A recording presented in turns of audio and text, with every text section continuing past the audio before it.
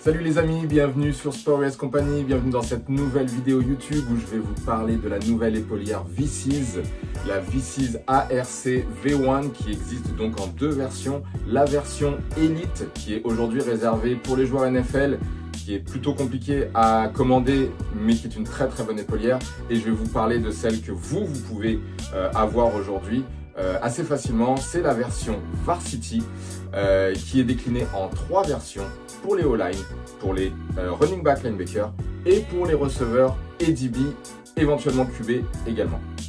Donc comme vous le savez peut-être, V-Seez est une marque indépendante, en tout cas a été une marque indépendante. Lors de sa première année, elle a créé un casque, le V-Seez 01, qui était vraiment une petite merveille de technologie avec des filaments d'absorption de choc qui étaient vraiment exceptionnels. Maintenant, la conception du casque a dû leur coûter énormément d'argent.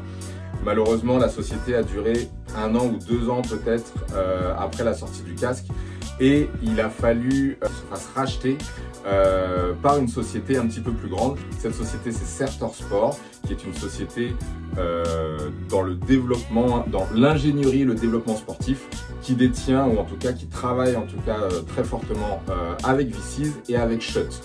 Vous connaissez mon avis sur Schutt, on ne va pas en parler, c'est pour moi pas une marque qui est exceptionnelle, mais par contre sur V-Seez, ils ont su faire quelque chose qui était plutôt pas mal. Donc vous commencez à connaître Sport Company, même si un modèle n'est pas disponible aujourd'hui pour le marché général, pour les clients en général, j'ai quand même réussi à vous avoir un modèle Elite en version Skill. Donc la voici, c'est une épaulière qui est déjà magnifique au niveau de l'aspect. Elle a un beau noir brillant à moitié carbone qui est vraiment magnifique. Des petites finitions en doré que je vais vous montrer en détail. Vous avez un intérieur plutôt confortable avec des pads interchangeables.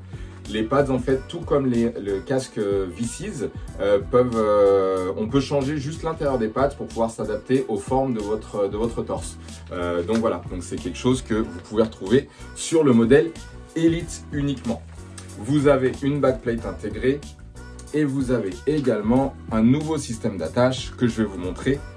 Allez, passons tout de suite à l'essayage.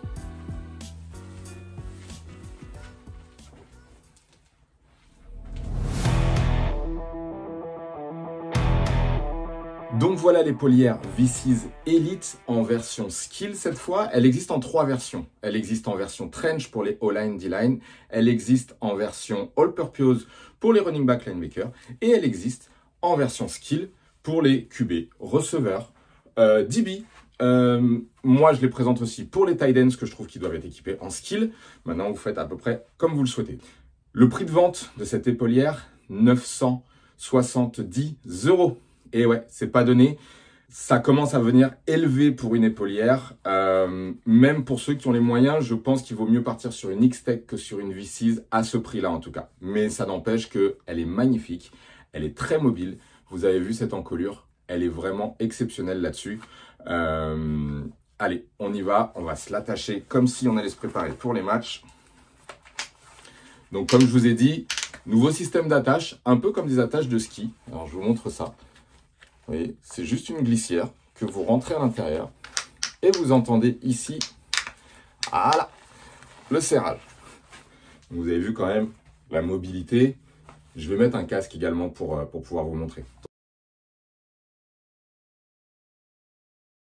Voilà, donc avec un casque, vous pouvez voir que vous pouvez baisser la tête, vous pouvez lever la tête, ok, qu'elle ne touche quasiment pas les bords de l'épaulière, bon, un peu sur les côtés, il ne faut pas exagérer non plus. Mais voilà, on est vraiment sur une épaulière ultra mobile. Je vais enlever le casque parce que pour parler, c'est pas terrible. Voilà, au niveau de la mobilité, vous avez vu sur la Skill, pas de protection deltoïde, mais ce qui permet d'avoir une mobilité énorme au niveau des bras, de pouvoir croiser les bras, même si on ne fait jamais ce geste-là, mais de pouvoir aller chercher vos ballons sans que le col puisse se resserrer et vous étrangler ici. Donc c'est plutôt pas mal, on a une belle backplate qui descend bien. Niveau mobilité des épaules, c'est assez souple. Vous pouvez voir que ça bouge bien. Donc, comme je vous disais, moi je suis un psychopathe de l'encolure. Il faut absolument qu'une épaulière ne vienne pas toucher ton cou. Et là, l'encolure, vraiment naturellement, même si elle est attachée ici et tenue avec un petit pivot, elle est vraiment super au niveau de cette forme-là. Pour la détacher, on tire légèrement vers l'arrière et ça enlève les lanières. Un peu dubitatif sur ce système-là. Je me dis que si ça casse, V6 les connaissant, ils sont un peu comme Schutz. Niveau pièces détachées, c'est pas terrible. Donc le jour où vous pétez ça ou vous pétez ça, c'est un peu galère. Donc au niveau de la conception, comme vous pouvez le voir, on est sur un plastique assez souple. C'est pas réellement du carbone, ok, même si ça a un peu l'aspect. On peut le voir un peu sur les épaules. On va essayer de le, hop, voilà, on va essayer de le zoomer. C'est un effet carbone, mais c'est pas tout à fait ça. Ok, le produit est plutôt souple, c'est plutôt pas mal. Toutes les vis ici sont des vis torque, qui fait que chaque élément peut être changé. Comme je vous le disais juste avant, malheureusement, V6 ne sont pas des pros de la pièce détachée. C'est assez compliqué de se procurer des pièces détachées. Donc, c'est une très bonne idée en espérant que le stock suive au niveau des pièces détachées. Mais vous avez vu que donc chaque élément est interchangeable. Voilà, donc ça, c'est plutôt une bonne innovation. Au niveau de l'intérieur, vous avez ici des pads. Tous ces pads-là peuvent s'interchanger. Donc, si vous prenez celui-ci, par exemple, hop, voilà, il est en 0.750, donc c'est l'épaisseur du pad. Et là, vous pouvez également donc changer les pads pour pouvoir bien caler votre torse, parce qu'on n'a pas tous la même morphologie. Vous voyez, il peut y avoir des endroits où vous voulez un peu plus vous protéger, sur la clavicule, sur la tête d'acromion. Bref, voilà, vous avez tout un tas de choix qui fait que l'épaulière est vraiment adaptable à pas mal de joueurs. Bon. Donc ça, on était sur la version Elite. Si vous la voulez, n'hésitez pas à me contacter, bien sûr, comme d'habitude. On passe tout de suite au modèle un petit peu plus abordable, le modèle V6 ARC Varsity. Donc comme d'hab, vous le savez, Sport US Company, on adore tester les nouveaux produits, qu'on aime ou qu'on n'aime pas, c'est pas grave, on va donner notre avis. Vous avez ici donc les trois épaulières Varsity, le modèle Trench, le modèle O-Line, D-Line, le modèle All Purpose qui est le modèle Running Back Linebacker et le modèle Skill Player pour les receveurs, cornerback et quarterback. Je vous laisse 10 petites secondes pour essayer de me dire les différences qu'il pourrait y avoir sur ces trois épaulières.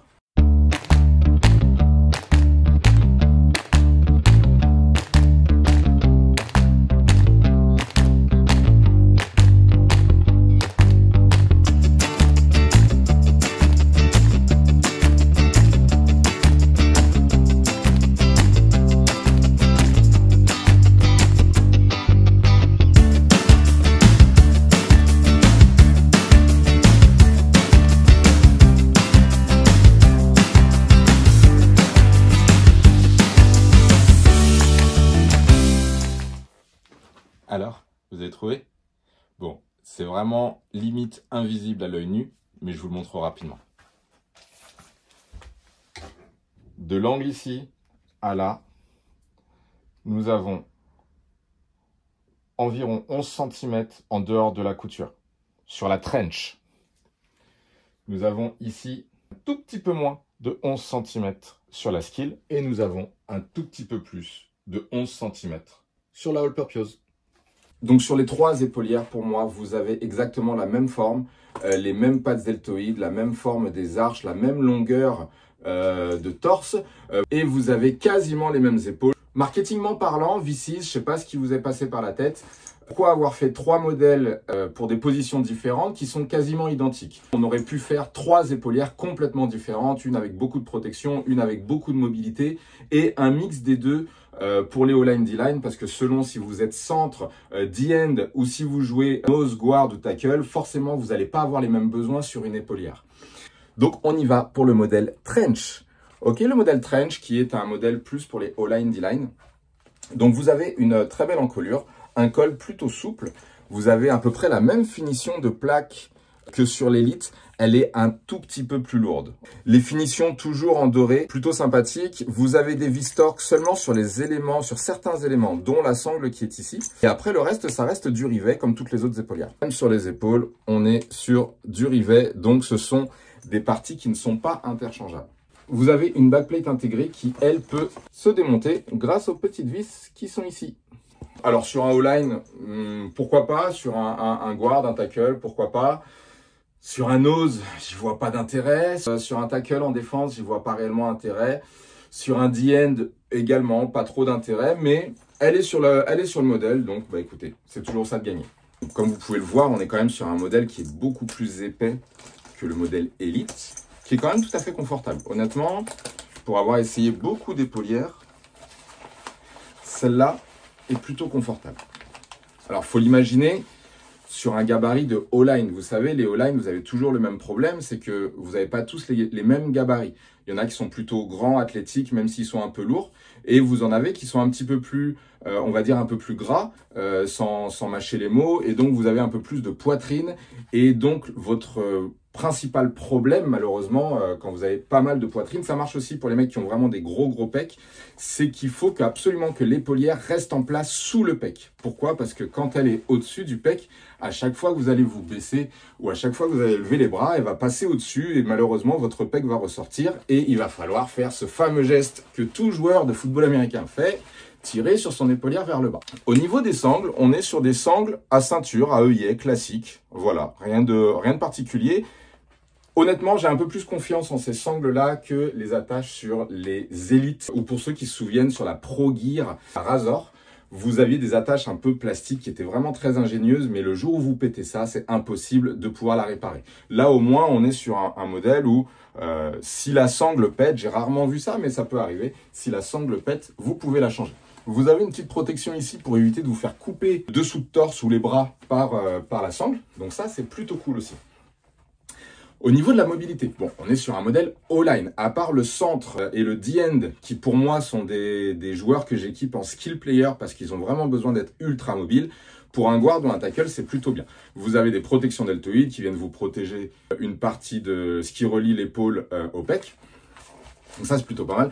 Vous avez une belle encolure qui fait que quand vous vous baissez ou quand vous allez travailler avec vos bras, ça va pas trop vous étrangler, en tout cas ici. Ça va toucher là, sur les côtés. Mobilité des bras, c'est plutôt cool, ok? Donc avec des bons maillots, avec des bons uniformes qui maintiennent bien l'épaulière, on est plutôt pas mal. Et ça vient bien protéger en tout cas la tête d'épaule, tout en restant ultra mobile. La backplate dans le dos, comme je vous disais, pour un O-line, D-line, j'y vois pas réellement d'intérêt, à part pour certains postes bien spécifiques, et tout dépend du joueur que vous avez derrière. Comme sur les trois autres épaulières, ça, le deltoïde s'enlève. Vous pouvez très bien l'enlever complètement. Donc là, je ne vais pas l'enlever, mais vous pouvez très bien l'enlever complètement et ça vous fait vraiment un produit qui est assez mobile.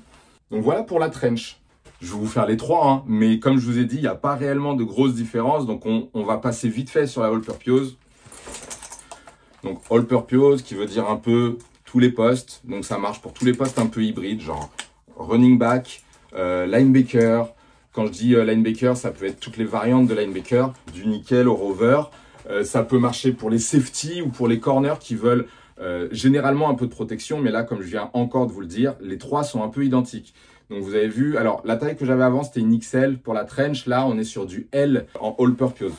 Donc on descend bien quand même en dessous des pecs. On couvre pas encore les côtes flottantes. Mais ça, aujourd'hui, j'ai l'impression qu'en 2025, les gars aiment bien avoir des épaulières vraiment toutes petites qui remontent un petit peu. Donc ça, c'est pas trop gênant. Toujours la même mobilité des bras. Les mêmes pads deltoïdes qui s'enlèvent s'il y a besoin. La même backplate. Donc ça, bah voilà, je vois pas trop de différence. Les sangles sont exactement les mêmes. Et puis voilà.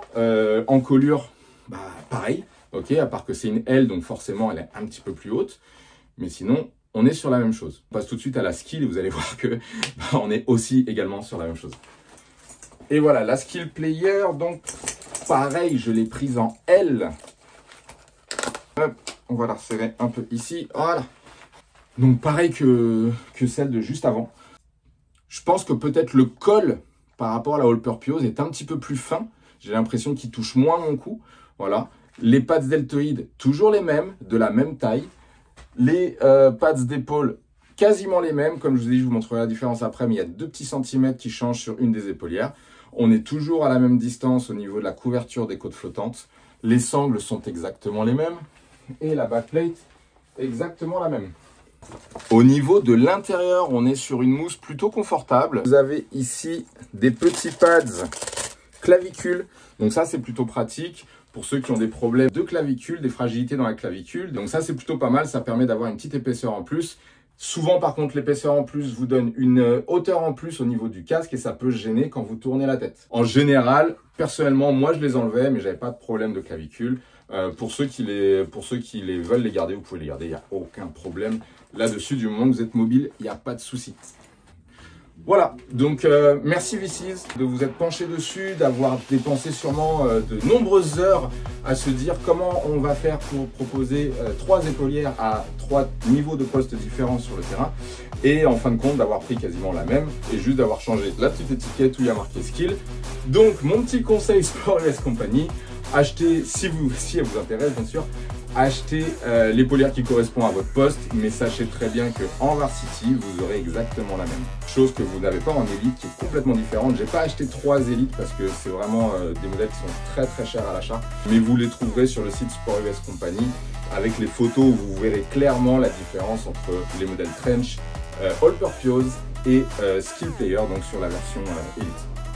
Et voilà les amis, cette petite vidéo est terminée. Vous avez pu voir les différences entre la version Elite et la version Varsity. La version Varsity est vendue au tarif de 470 €, plutôt abordable. Si on parle en termes de rapport qualité-prix, la Varsity est plutôt bien placée parce qu'elle va concurrencer les Riddell SPK que je n'aime pas du tout. Vraiment, c'est vraiment une épaulière, encore une fois, vous le savez, mais je pas fan de cette épaulière, donc je pense qu'elle va concurrencer le modèle SPK et je trouve qu'elle est bien mieux que la SPK, bien mieux faite. Elle concurrencera pas encore la X-Tech. La version Elite aurait voulu concurrencer la X-Tech, alors elle la concurrence, elle-même elle la surpasse au niveau du tarif. 970 € pour une épaulière Elite, bon c'est exorbitant, vraiment c'est exorbitant. Ceux qui ont les moyens de se la payer ou ceux qui veulent se faire plaisir, faites-le si vous le souhaitez, mais je trouve ça personnellement exorbitant. Je préfère largement la X-Tech qui est vendue, donc je le rappelle, au prix de 690 €, où vous pouvez rajouter pas mal d'options dessus. Je vous l'accorde, il n'y a pas la backplate dessus, donc on tombe sur du 60-70 €, un truc comme ça avec la backplate, mais on est encore loin des 970 € de la VICIZ. Donc personnellement, je préfère toujours X-Tech, qui est vraiment un concentré de technologie extrême, qui est vraiment exceptionnel. Mais la VICIZ peut être un petit concurrent, on va dire, sur la version Elite. Donc voilà, j'espère que toutes ces explications vous auront plu. N'hésitez pas à commenter, à partager. Comme d'hab, je ne vais pas vous faire tous les trucs de YouTube. Je ne suis pas un grand YouTuber, mais vous savez ce que vous avez à faire. Montrez-la à vos potes. Et je vous dis à bientôt pour une prochaine vidéo. Et bonne saison à tous!